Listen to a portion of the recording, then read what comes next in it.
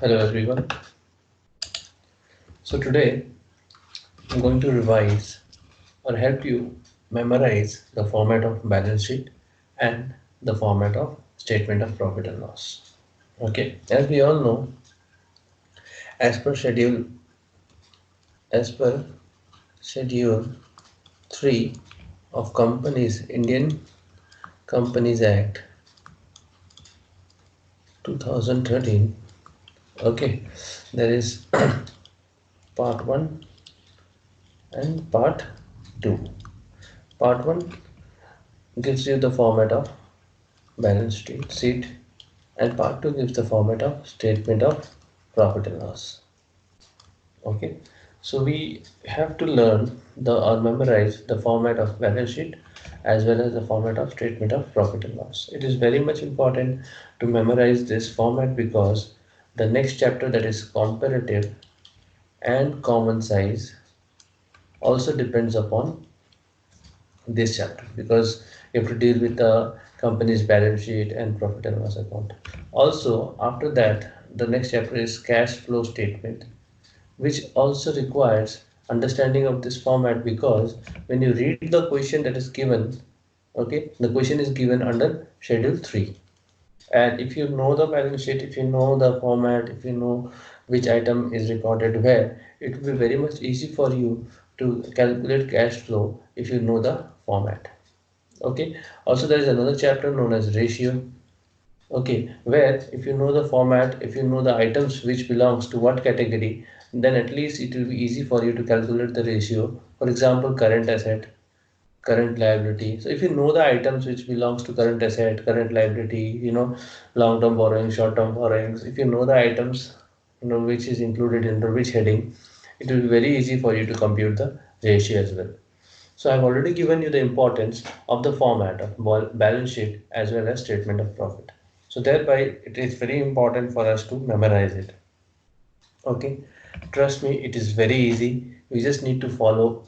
We just need to follow the the techniques or the way I tell you. If you follow that, if you repeat after me, whenever I say something in the video, you start repeating. You start taking a pen and pencil, start repeating or writing.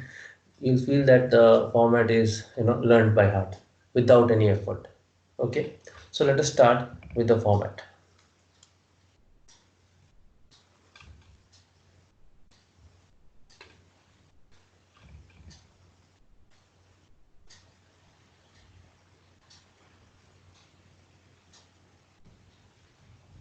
Okay, so the first format that we will learn is format for the balance sheet. Okay, generally we start with the name of a company. Whatever name of the company, write that. Suppose X Limited, write X Limited. Then we will write balance sheet as at 31st March, whatever year it is given, 2019 or 2020, whatever, we write that particular year. Okay, once that is done, you have to make 4 columns. Okay, 1 2 3 4. The 4 column that you will make, the first column will be a bit wider, will be known as particulars. The first column is dedicated to particulars. The second column is narrower, which is note number. Okay, then the third column and the fourth column will be of equal size where you record the amount. Okay, so here you write figure as at the ending of current reporting period and figure as at the end of the previous reporting period. This column, in the current reporting period, we generally record the amount of the current year, of the present year. Okay, whereas in the last column we record the amount of the previous year, of the preceding year, of the past. Okay, previous year. So in the first column we record, in the first column the amount we record current year, in the second column we record the previous year. Okay, say in exam you are confused, between previous year will come first or previous year will come at the back or as the last. Just remember one thing, while writing ABCD, which letter come first, C or P? C. So therefore C comes first. This is how you can remember. C comes first, therefore current year, and P comes later, previous year. These are the small techniques which will help you to remember, and there will be no doubts rather. Okay. After doing the After making the columns, we start with the items in the balance sheet. So balance sheet is divided in two, that is equity and liabilities and assets. Equity and liabilities, however, divided in four categories. I mean four major heads. What are those? The first one is shareholders fund, then share application money pending on allotment, then non-current liability and current liability. So you repeat after me.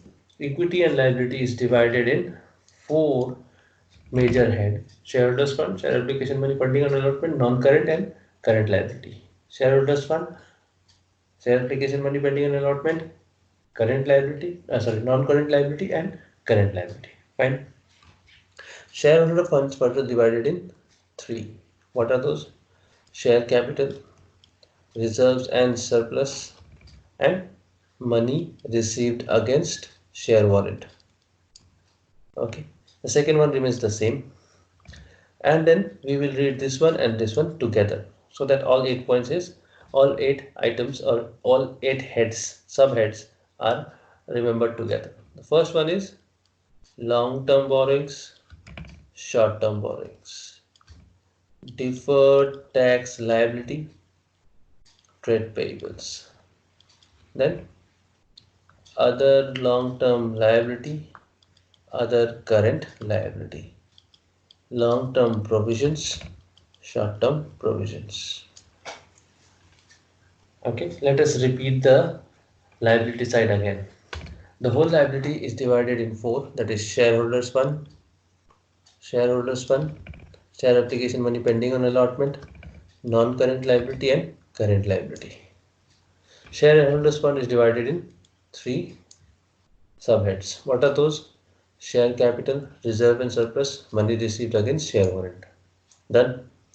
The second one remains the same. Then we will do non-current liability and current liability together. Let us do it. Long-term borrowings, short-term borrowings, deferred tax liability, other long-term liabilities. No, got it wrong.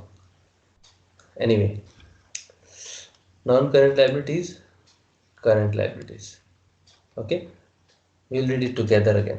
Long-term borrowings, short-term borrowings, deferred tax liability, trade payables, other long-term liabilities, other current liabilities, long-term provisions, short-term provisions. Try this, try these steps, try the sequence that I have explained, try it yourself, repeat it, go back and repeat the video and do it, read it like, just like me, it will be memorized for sure, guaranteed. Okay, now comes your asset side. Okay, so let us do the asset side again. So asset is basically divided under two categories. What are those? Non-current asset and current asset. Okay, non-current asset and current asset. How do we do this? How do we find the uh, the subheads of the major head? Non-current asset. The first one is fixed asset, which has four subheads. What are those? Tangible assets, intangible assets, capital, work in progress, intangible assets under development. So non-current asset, first one is fixed asset. Fixed asset has four parts. What are those? Tangible, intangible, capital, work in progress, intangible asset under development. Now we will, please follow the sequence. Okay, trust me, it will be easy. You will be learning this by heart. So non-current investment and current investment. Deferred tax asset, ITC. Inventory, trade receivables, trade receivables, cash and cash equivalent. Okay. Then long-term loans and advances, short-term loans and advances, other non-current assets and other current assets. Okay. You see it's done. Let us go to the format and see how it is done.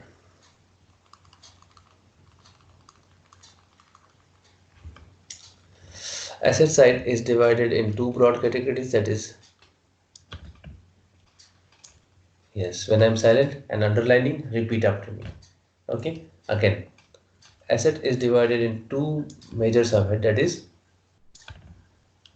very good. Non-current asset, the first one is fixed asset, which is divided in four. Okay, what are those? Tangible, intangible, capital work in progress, intangible asset under development. Again, non-current, the first one is fixed asset divided in,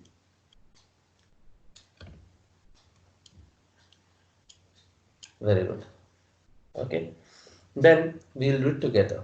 Non-current investment, current investment, deferred tax asset, ITC, inventory, trade receivable, cash and cash equivalent, long-term loan and advances, short-term loans and advances, other non-current asset and current asset.